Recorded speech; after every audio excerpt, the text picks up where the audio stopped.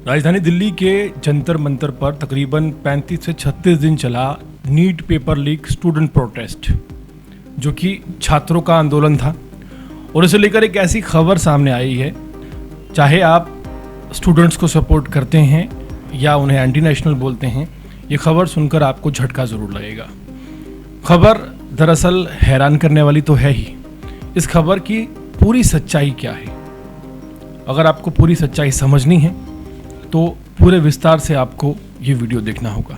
दरअसल जंतर मंतर पर जो प्रोटेस्ट हो रहा था, उस प्रोटेस्ट को लेकर अब मीडिया रिपोर्ट्स, खासकर नेशनल मीडिया, ये दावा कर रहा है कि वहाँ पर आईएसआई के पाकिस्तान के जो गुर्गे थे, जिन्हें पाकिस्तान का आईएसआई मॉड्यूल खासकर शहजाद भट्टी पेमेंट करता है, उन्हें पालता है, वो वहाँ पर शामिल होने आए थे पेट्रोल बम लेकर। ये खबर नेशनल मीडिया चला रहा है और तमाम वीडियोस और तमाम स्टोरीज सामने हैं। पहले आपको खबर बताते हैं कि पाकिस्तान की खुफिया एजेंसी आईएसआई के इशारे पर देश में आतंकी वारदात की साजिश रचने वाले 2 मॉड्यूल का पंजाब पुलिस ने भांडाफोड़ किया। इस मामले में 4 नाबालिग समेत कुल 9 लोग गिरफ्तार हुए। पूछताछ में एक आरोपी ने ऐसा खुलासा किया जिसने सुरक्षा एजेंसियों की चिंता बढ़ा दी है, ऐसा दावा नेशनल मीडिया कर रहा है। पंजाब पुलिस के मुताबिक नेशनल मीडिया ने कहा है, आरोपियों ने कबूल किया कि वो अपने 8 साथियों के साथ दिल्ली के जंतर मंतर पर पहुंचे थे। उनका मकसद था कि वहां चल रहे कांग्रेस जनता पार्टी के धरना के दौरान बड़ा आतंकी वारदात को अंजाम देना। यह भी दावा किया गया कि इस पूरी साजिश के पीछे पाकिस्तान में बैठा आईएसआई हैंडलर था। और जांच में ये सामने आया कि दिल्ली पहुंचने के बाद ये लोग उत्तर प्रदेश के एक शख्स से भी मिले थे, उसी के जरिए इन्हें हथियार और विस्फोटक यानी कि पेट्रोल बम मिलने थे। लेकिन उस समय दिल्ली में सुरक्षा एजेंसियां पूरी तरह अलर्ट थी। कड़ी निगरानी और सुरक्षा व्यवस्था के कारण आरोपी जो हैं अपने मंसूबों में कामयाब नहीं हो सके और वापस लौट गए। पुलिस कमिश्नर जो हैं पंजाब के गुरप्रीत सिंह भुल्लर, उन्होंने बताया कि गिरफ्तार किए गए लोगों में एक गिरोह के 3 नाबालिग समेत 4 और दूसरे गिरोह के 1 नाबालिग समेत 5 आरोपी, टोटल आप माने कि 9 लोग शामिल थे। पहले गिरोह के पास 4 पेट्रोल बम, 2 पिस्टल, 1 लाइटर और 9 जिंदा कारतूस बरामद किए गए। और मुख्य आरोपी सुखमन सिंह ने पूछताछ में बताया कि वो सीधे पाकिस्तान में बैठे आईएसआई हैंडलर के संपर्क में था। उसे जंतर मंतर से हमला करने का टास्क दिया गया था।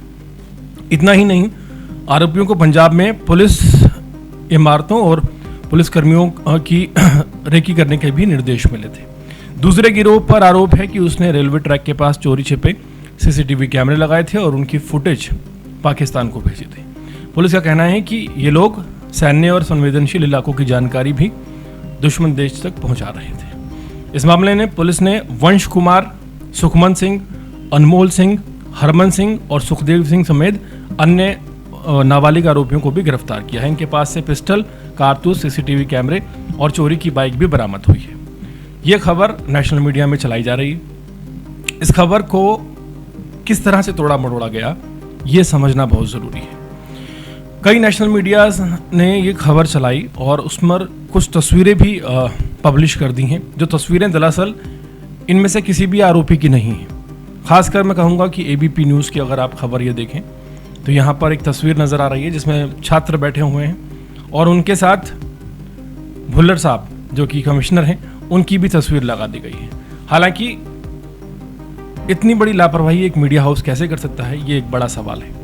दूसरा पॉइंट इसमें यह आता है कि जो सुखमन सिंह इस मामले में गिरफ्तार हुआ है, जुलाई में पहले भी गिरफ्तार हो चुका है। और यहाँ पर जो खेल खेला गया है, किसी भी खबर में मसाला लगाकर उसे बढ़िया बनाया जा सकता है, लेकिन 2 खबरों को मिलाकर अगर एक खबर बना दी जाए तो वो खबर खबर नहीं रहती, वो खबर भ्रमित करने वाली एक जानकारी हो जाती है। और ऐसा ही इस खबर को लेकर हुआ। दिल्ली पुलिस पिछले 3 महीने और उससे भी पीछे अगर आप जाएं तो कम से कम 3 बार शहजाद भट्टी के गुर्गों को पकड़ चुकी है, जिसमें से एक 7-8 गुर्गे एक बार में पकड़े गए। और दिल्ली पुलिस ने खुद ये दावा किया कि इनका जो निशाना था, दिल्ली पुलिस खासकर और संवेदनशील इलाके थे, ये रिकॉर्डिंग करते थे वहाँ पर। और जंतर मंतर जहाँ पर दिल्ली पुलिस का मुख्यालय है, वहाँ की भी रिकॉर्डिंग की गई थी। दिल्ली पुलिस पहले भी इस बात को मान चुकी है। दूसरा पहलू समझते हैं कि जो पंजाब के एक उच्च अधिकारी हैं, उन्होंने जब इस खबर को बताया, उन्होंने इस मामले का कहीं जिक्र नहीं किया कि जो आरोपी थे वो दिल्ली के जंतर मंतर प्रोटेस्ट में जाने के लिए शामिल हुए थे। उन्होंने सिंपली 9 लोगों की अरेस्ट की इस वारदात को बताया है। तीसरी चीज़ ये है कि जिस तरह से इस खबर को उलट पुलट कर दिया गया, एनडीटीवी की अगर आप रिपोर्ट देखेंगे तो उसमें दोनों घटनाओं को एक साथ मिलाकर लिख दिया गया और वहाँ पर यह भी मेंशन नहीं किया गया कि जो सीसीटीवी कैमरे लगाए जा रहे थे, जो रिकॉर्डिंग की जा रही थी, जो रेकी की जा रही थी, वो पंजाब में की जा रही थी।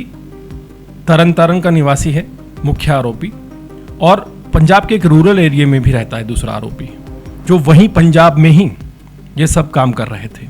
लेकिन नेशनल मीडिया ने जब इस खबर को चलाया तो दोनों खबरों को एक साथ कर दिया और जैसे एक भ्रम की स्थिति पैदा हो गई। आपको बता दें कि एक तरह से जो स्टूडेंट प्रोटेस्ट है उसे बदनाम करने की हर कोशिश करने के बाद अब पाकिस्तान का एंगल इसमें जोड़ दिया गया है। चूँकि जो भुल्लर साहब हैं उन्होंने ये कहा कि जंतर मंतर पर वो जाने वाले थे और वो दिल्ली गए भी, लेकिन वहाँ से लौट आए। तो ऐसे में किस तरह से खबर को मैनिपुलेट किया जा रहा है, ये एक बड़ा सवाल भी है।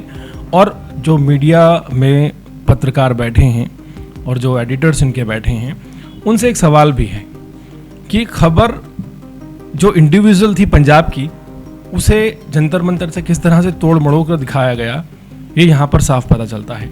शहजाद भट्टी के जो गुर्गे हैं वो लगातार पिछले कई महीने से दिल्ली में पुलिस की रैकी कर रहे हैं। दिल्ली पुलिस इस बात को स्वीकार कर चुकी है और तब भी कर रहे थे जिस वक्त ये आंदोलन शुरू नहीं हुआ था। और दूसरा पहलू ये है कि जो पंजाब पुलिस के भुल्लर साहब हैं, उन्होंने ये नहीं बताया कि जो 36 दिन ये प्रोटेस्ट चला, उनमें से कौन से दिन ऐसे थे जब ये लोग दिल्ली आए थे। 36 दिन का अंतराल है, समझिए इस बात को। पेट्रोल बम, पिस्टल्स, कैमरे और ये सारी चीज़ें पहले भी दिल्ली पुलिस हमें प्रेस रिलीज में अच्छी तरह बता चुकी है। लेकिन किस तरह से जनता को गुमराह करने का काम नेशनल मीडिया कर रहा है, ये अपने आप में सवाल खड़ा करता है। यहाँ पर चिंताजनक बात ये है कि ये जो लोग हैं जिनको पाकिस्तान से पेमेंट आती है, ISI मॉड्यूल के ऊपर ये काम करते हैं, ये तो गलत है ही, लेकिन इनकी एक खबर का फ़ायदा उठाकर छात्रों को बदनाम करने की जो कोशिश की जा रही है वो निंदनीय है। और सवाल खड़े होते हैं गरिमा पर कि ये लोग खुद को पत्रकार कैसे कह लेते हैं। 2 खबरों को मिलाकर एक खबर बना दी जाती है, वहाँ ये मेंशन भी नहीं किया जाता कि ये खुलासा पंजाब पुलिस ने पंजाब में किया है और पंजाब में ये लोग इस तरह की गतिविधियां कर रहे थे। तो पूरे मामले पर सबसे ज़्यादा हैरान करने वाली बात यही है कि एक झटका लगता है उन सभी लोगों को जो इन स्टूडेंट्स को कहीं ना कहीं सपोर्ट कर रहे थे कि इन स्टूडेंट के प्रोटेस्ट में एक आतंकी हमला होने वाला था और उसको फंडिंग कर रहा था ISI का बैठा हुआ शहजाद भट्टी। लेकिन सवाल ये है कि ये पूरा मामला क्या था और इसे क्या बना दिया गया। जिस तरह से मैनिपुलेट किया गया, सरेआम मैनिपुलेट किया गया, उससे ये साफ जाहिर है कि कहीं ना कहीं बहुत बड़ा प्रोपेगेंडा नेशनल मीडिया इन छात्रों को बदनाम करने के लिए लगातार चला रहा है और हर कोशिश की जा रही है। सोशल मीडिया पर तमाम ऐसे अकाउंट्स हैं जो इस बयान को पंजाब पुलिस के अधिकारी के लगातार चला रहे हैं और उस पर ये दावा कर रहे हैं कि ये सारे पाकिस्तान के फंडेड थे। लेकिन सवाल ये है कि क्या दिल्ली पुलिस ने इससे पहले, इस आंदोलन से पहले शहजाद भट्टी जो है उसके मॉड्यूल का पर्दाफाश नहीं किया? 1 बार किया, 2 बार किया, 3 बार किया, कितनी बार किया, ये भी बताना चाहिए। और वही जितनी बार भी इसका खुलासा किया गया, उतनी बार पेट्रोल बम मिले, उतनी बार कम से कम 5 से 7 लोग अरेस्ट हुए जो कि पंजाब के रहने वाले थे ज़्यादातर, और सेम तरीके से वो काम करते थे। CCTV कैमरे इंस्टॉल किए जाते थे, संवेदनशील जानकारियाँ भेजी जाती थी, पुलिस मुख्यालय, पुलिस कर्मियों, सुरक्षा एजेंसियों की वीडियोस बना के भेजी जाती थी। लेकिन अब चूंकि मामला गर्म है, एक मुद्दा मिल जाता है, एक बयान पंजाब पुलिस के अधिकारी का सामने आता है, उसे उसके साथ जोड़कर इस पूरे छात्र आंदोलन को बदनाम करने की पूरी साजिश कथित नेशनल मीडिया रच देता है। हालांकि हो सकता है कि आप इस बात से डिसएग्री करें, लेकिन जो बातें हम आपको कह रहे हैं तथ्यों के आधार पर हैं। हमारे पास दिल्ली पुलिस की वो तीनों प्रेस रिलीज पड़ी हैं जिसमें दिल्ली पुलिस ने शहजाद भट्टी के जितने भी मॉड्यूल्स का खुलासा किया है उसकी डेट के साथ उन लोगों के नाम, वो किस तरह से काम करते थे, किस तरह से पुलिस वालों की रेकी करते थे, किस तरह से पुलिस मुख्यालय की रेकी की गई जो कि जंतर मंतर पर है, सब उसमें मौजूद है। लेकिन सवाल ये है कि क्या ये जानकारियाँ नेशनल मीडिया के पास नहीं? क्या वजह है कि इतना आप कह सकते हैं कि हाथ धोकर ये जो नेशनल मीडिया है कथित, ये स्टूडेंट्स के पीछे पड़ गया है?